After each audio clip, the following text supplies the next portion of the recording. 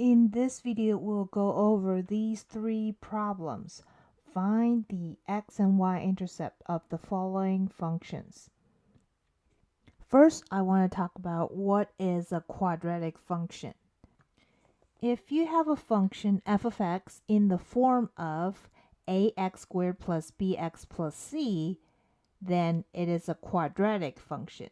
Of course, a here cannot be equal to 0, otherwise it's a linear function.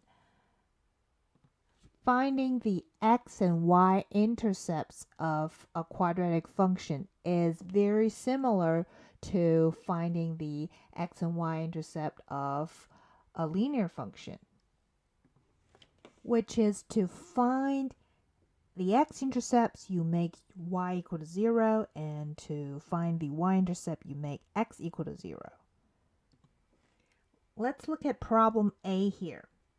Okay, so for this function, if you want to find the x-intercept, you want to make y equal to 0. In this case, f of x equal to 0. So you will have 2x squared minus x plus 3 equals 0. We will solve this quadratic equation. I will solve it by using the quadratic formula. First, plug in your a, b, and c into the quadratic formula, and then simplify. And you can see here we have two non-real solutions, two complex solutions that are not real. So here the conclusion is there are no x-intercepts because we don't have any real solutions. Now, to find y-intercept, we need to make x equal to 0. Okay, so to make x equal to 0 for this function, you will have f of 0. That will give you 2 times 0 squared minus 0 plus 3, which is 3. So your y-intercept is 3. So y-intercept 0, 3. Now let's look at problem B. Similarly, to find x-intercept, you want to make y equal to 0. In this case, y is g of x. So make g of x equals 0. You have 0 equals x squared minus 2x plus 1. Okay, to solve this equation, I will factor.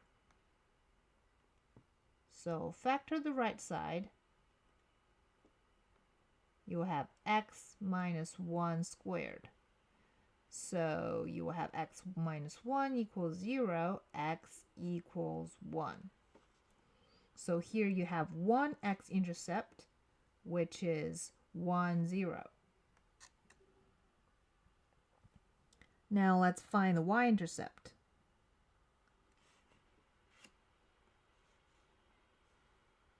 To find y-intercept, you want to make your x equal to 0. So here you have g of 0 equals, replace 0 for x, 0 squared minus 2 times 0 plus 1, which is 1. So your y-intercept is 0, 1. Now let's look at problem C here. Similarly, to find x-intercept, you want to make y equal to 0. In this case, h of x equals 0. So 0 equals 2x squared minus 4. So here we'll solve for x squared. So add 4 on both sides. 4 equals 2x squared. Divide both sides by 2. 2 equals x squared. Use square root property. X equals plus or minus square root of 2. So here we have two x-intercepts. One is positive square root of 2, 0. The other one is negative square root of 2, 0. Now for y-intercept, pretty similar. You want to make x equal to 0. So for this problem, h of 0 will give you 2 times 0 squared minus 4, which is negative 4. So your y-intercept is 0, -4.